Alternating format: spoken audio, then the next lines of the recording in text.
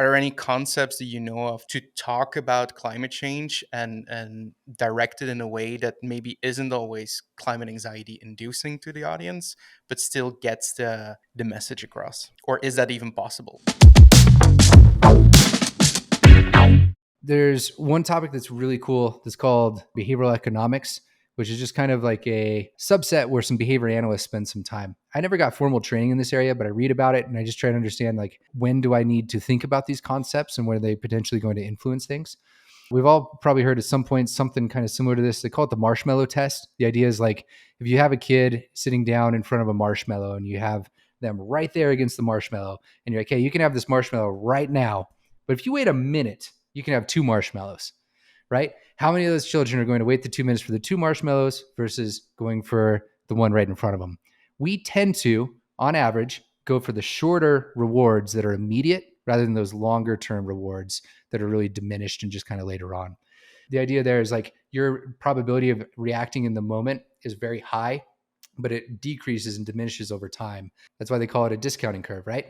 Now, everybody discounts things a little bit differently. Like how long you're willing to wait for something will change across people. It can also change within your lifetime. Like how long you're willing to wait in line for your favorite concert, and like get that front row seat when you're young versus when you're older might wildly change. But one thing that's been really unique is it seems to be that social media is a great example of a technology that people have been able to use at scale to not only understand somebody's discounting curve in the moment, but actually shift them. Can I get people to react more irrationally in the moment because of the way that I'm presenting material? I had a buddy do a thesis on this, his dissertation, and they were able to find through some simulations, it's just some basic games, their dissertation, that 99.9% of people that played the game, they could shift their discounting curve. And this was just through kind of simulating like a social media network. Why this is really interesting is there's actually a ton of power in these tech companies set up right now to where little changes can get people to no longer value something as much or more through the way that they make these sort of tweaks. So how prevalent like certain narratives are on a platform can shift how likely somebody is going to not only vote like later on in these sort of things, but also like how they react in the moment, whether or not they share, whether or not they comment, and those sort of things.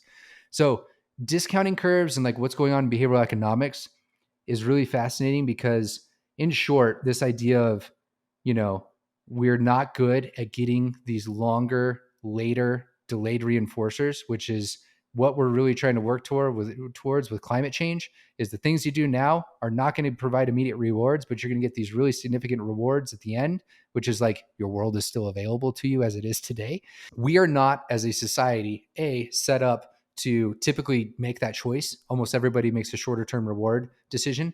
And there's things that are maximize profits in the short term if the tools capitalize on the ability to get people to do those shorter rewards in the moment.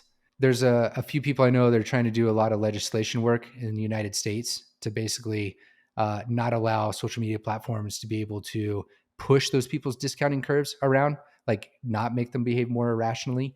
Will it happen? I don't know. I think money is much more, unfortunately, of a driver in American politics, at least right now, than science is.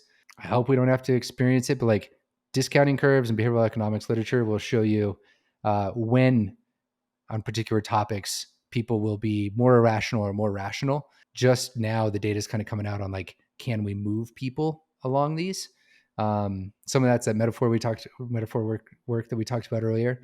But the really interesting applications are going to be through really these machine learning AI sort of applications that's going on at the really large scales. So, from a behavioral standpoint, obviously, risk reward, I feel like plays a lot into that. If you're looking at like the Mm-hmm. short term versus the long term, it's much easier for people to weigh risk and reward if it's like a here and now thing versus, what are we going to do in 30 years versus Mm-hmm. should I focus on getting food here and now?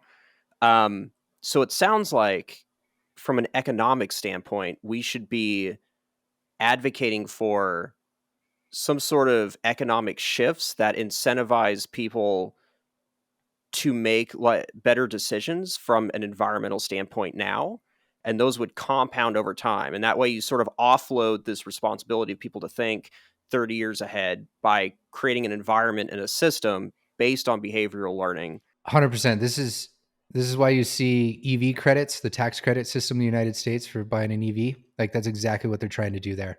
Kind of population intervention level, where people are trying to incentivize people to make the long-term decision over the short-term decision when it comes to like, what type of car do I purchase? Yeah, you're spot on. Like, aside from the credits, like if you had a magic wand that you could wave to change whether it's a policy or an economic incentive, what would that be? That's a good Mhm. question. Ryan for Yeah, president. no, I don't want that. I'd fail and it would be so stressful. Although I'd get to know what happened at Area 51. I mean,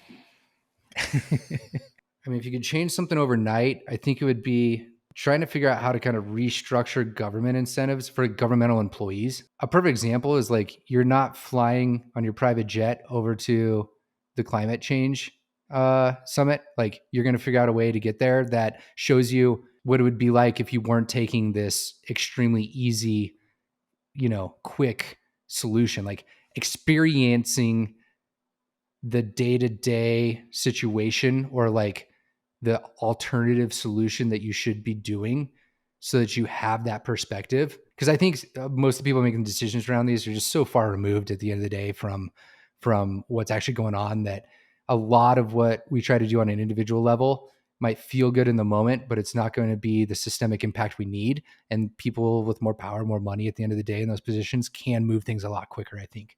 And because that's what we need. We need like the steering of the ship, as opposed to like someone on the ship doing things correctly.